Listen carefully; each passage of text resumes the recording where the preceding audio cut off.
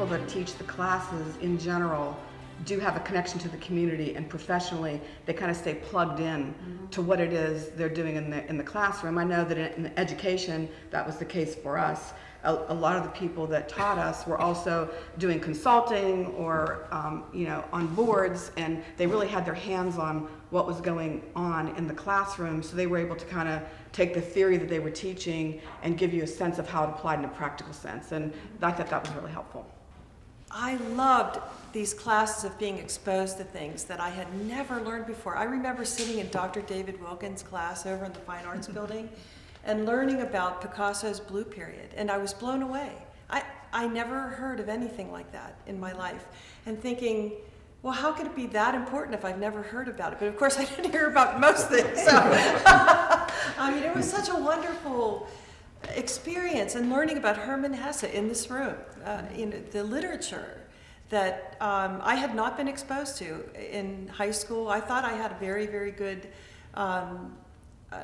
education prior to coming to Pitt. It was well known, but learning about some of these things, it was, for me, there were some magical moments as an undergrad. And I've stressed to our daughter about in your undergraduate days to try to have as much of a liberal arts approach as you can, because it's the time in your life when you're exposed to these kinds of things.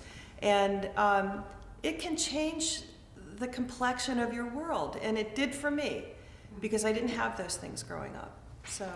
Yeah, mine was a little different though, because of an engineering curriculum, and because I was a chemical engineer.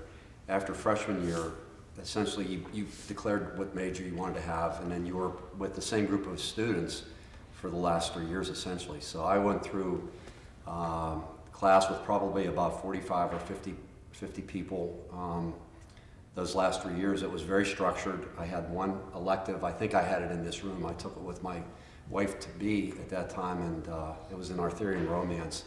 And of all things, because here I was a chemical engineer, right? So I decided to take that just to do something different, like Michelle said, to kind of learn something else.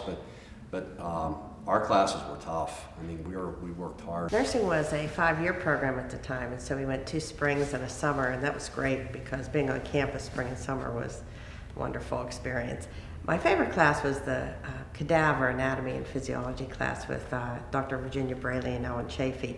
And that was just fascinating to me, that this would be a live human being, that we would learn more about their bodies and the science of anatomy and physiology. So that was probably one of my most aha moments in my nursing program. Going back to business school, I kind of stayed on the more quantitative side, because having had that background, and what I thought I was going to go into engineering school or business school with, I didn't come out at all with that totally different focus. And there was one professor that kind of changed things, and his name was Anil Makisha. He's no longer a professor here. He was from the University of Wisconsin. He was phenomenal. And actually, to this day, his course in that subject matter is what investment consulting is what I do now. And really, he was the genesis of all that and really got me going. I had an interest already, but he got it on the more academic side going. But he was a standout for me that I remember.